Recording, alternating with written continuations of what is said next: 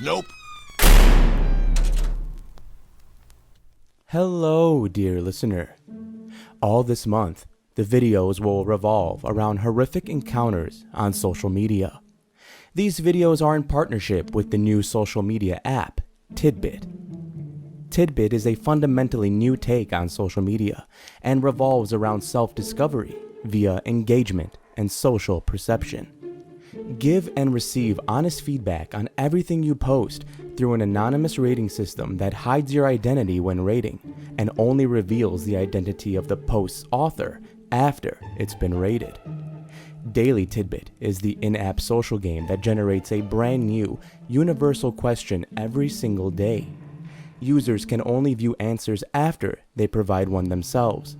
Questions can range from "What's your spirit animal?" to "Who is your celebrity crush?" The more you play, the more you learn about your friends. Take it a step further by rating your friends' personalities by selecting their strengths and generating one of 16 personas.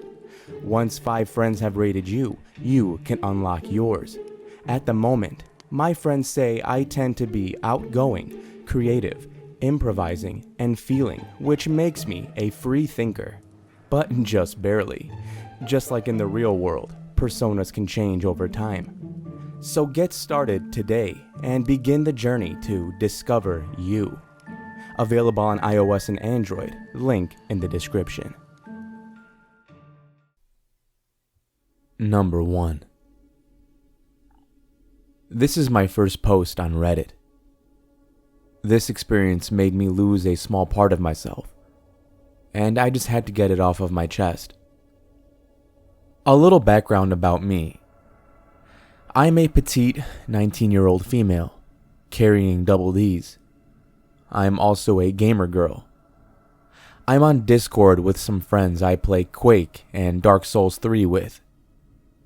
Through that Discord, I met a guy that we'll call GT, short for Guilt Tripper, who was 16 when I was about to turn 18.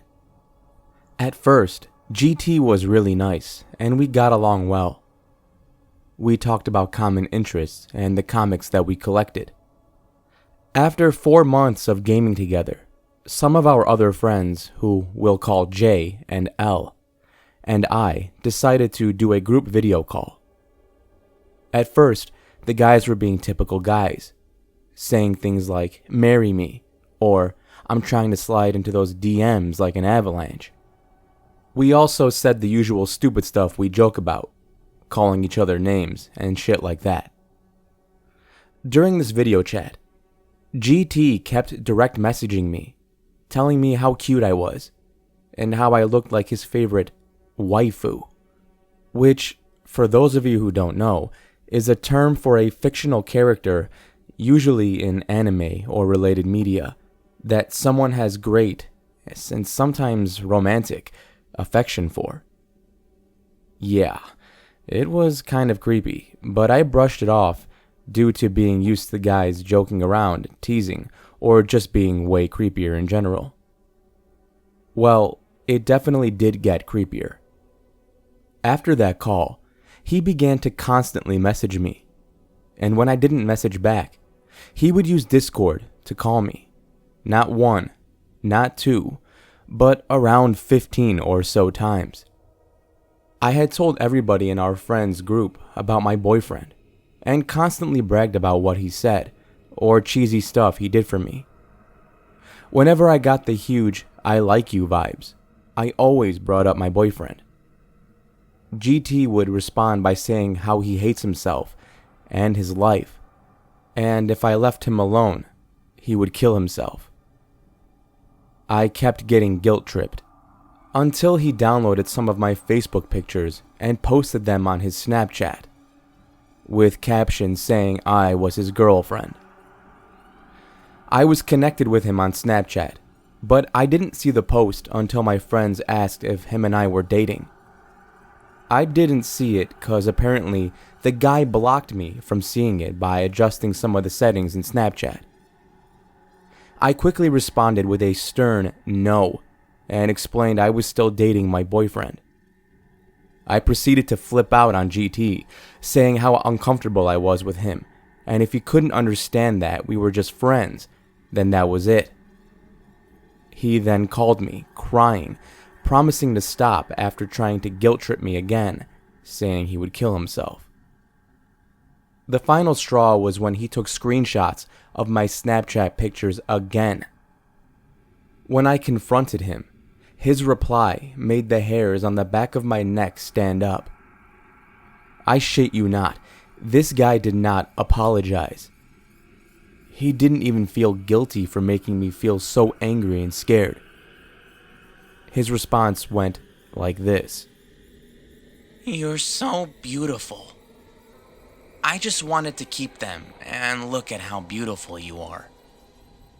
You know, you're just so nice, listening to my problems, saying how you'll always be there for me. It just makes me want you more and more. I've been working out, so when I visit you, you'd like me better. You said when you're in someone's life, you never leave. That you always try to do what's best for them. So try your best for me. Date me. And if you don't, I swear to you I'll slit my wrist. I was terrified. I felt grossed out that this person took my kindness for something else. I wish I could have said I told him some sassy comeback, but no. I just blocked him on every single platform I could. After that, I cried to my boyfriend and told my friends that I no longer wanted to communicate with GT. Some time passed, and I got a new friend request on Snapchat. I was then sent a picture of plane tickets to my country. I blocked the account, and to this day, I never add anyone I don't know on Snapchat. Also, I don't show my face to anyone online unless there's someone I truly know. It's been a year, and there has been no new contact, thank God.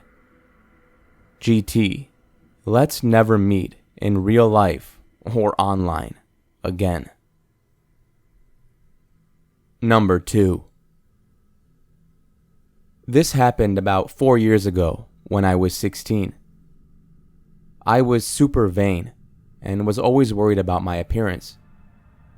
I always wanted to look pretty, so I would go all out whenever I would leave the house or took pictures. Curled hair, fake lashes, the whole 9 yards.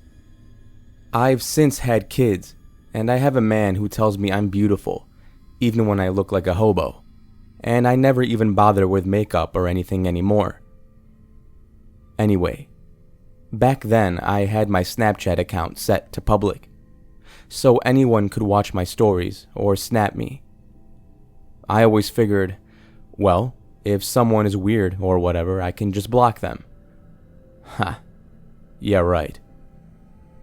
One day, I'm out to lunch with my mom when this random dude messages me. He tells me how I'm so pretty, and this and that. He was being super nice, but I don't really care to talk to him. Not wanting to be rude, I start giving him one-word replies, hoping that he'll get the hint. Then he asked me if I would send him nudes. Absolutely not, and I told him so. Well, he did not like that. He proceeds to say that I'm a whore, and that he hated women because they're all a bunch of sluts. He also says I'm just mad because no one likes me. Ha. Okay. I told him he was a psycho and laughed at him. That's when he threatens to sue me for defamation. Right. I block the dude and go about my day. I thought that was the end of it. It wasn't. Someone then adds me on Snapchat. I looked at the user info, and their snap score was 0. Their username was also something really weird. Whoever this is doesn't snap me or anything, but continues to watch my stories every single day. Fast forward a few months, and this person finally decides to send me a snap. I was doing the same one-word replies because, again, I didn't feel like talking. You'd think I'd learn from the first time, but no. He starts with a nice small talk, then, out of nowhere, begins to send me a couple of different selfies of myself that were posted to my story months ago. He asks if I can print them out for him, gives me the sizes he wants them in, and says he'll give me his address. Hold up. What? I immediately shut it down. Then this dude sends me a couple of pictures of myself, framed, in his house, on his wall. Hell no. I told him off real good and blocked him. Then another account adds me. Another weird username. I removed it and changed my account settings. He still has my username, so he adds me from dozens of different accounts, all of which I block. They were all super weird usernames, so I knew. I won't give the actual usernames, but on Snapchat, you can choose a display name, and these were all pretty similar to each other. The display name on these accounts were things like, I'm wet, just add me back, and one of them was even, I'm a tortoise. Snapchat also tells you how the person added you, such as via phone number, user search, quick add, etc. They all said user search, so I know whoever this guy was, he looked me up. Every account had a snap score of 0, so they were obviously new accounts as well. I knew it was him. So, weird asshole who still to this day tries to add me on Snapchat. Let's not meet. Thank you for listening, and I hope you enjoyed this week's video. If you did, you know what to do. Throw that like button to the ground, raise up your heel, and smash it down on its neck. Leave no prisoners. This video was once again in partnership with the new social media app Tidbit. Tidbit only allows you to add 100 friends, so there's not a bunch of random people adding you, or at least it shouldn't be, because it has to be people who know you so that they can rate you more accurately, and you can get a more accurate persona reading. More details on the app page, which I'll leave a link to down below. And if you have any questions on Tidbit, just ask away, because again, I'm on the development team, so I can answer any question you might have. Until next time, everybody, remember to stay safe out there. I'll be seeing you in the next video.